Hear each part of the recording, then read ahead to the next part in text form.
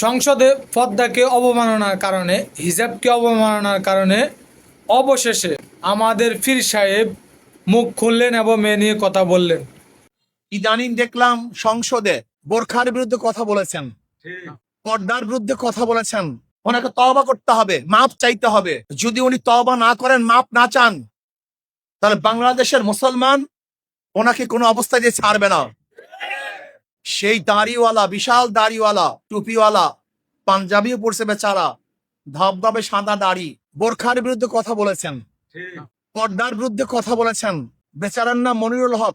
আমি তো ওনাকে দেখে ভাবতাম একজন ভালো লোক, ইসলাম প্রিয় লোক, কিন্তু উনি বোরখার বিরুদ্ধে কথা বলার কারণে মুফতিদের কাছে ফতুয়া জিজ্ঞাসা করা উচিত ওনার ঈমান আছে কি নাই।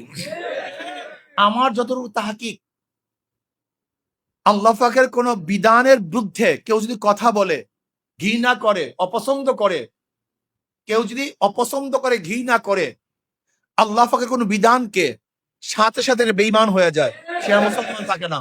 ওই মনিরুল হক সাহেবের দাড়ি আমি মনে করি নবী সাল্লাল্লাহু আলাইহি দাড়ি না, ওটা রবীন্দ্রনাথ ঠাকুরের দাড়ি।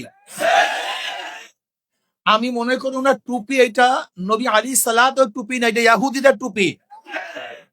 আর আমি মনে করি ওনার পোশাক এটা সুন্নাতি পোশাক নয়, এটা খ্রিস্টান পাদ্রীদের পোশাক।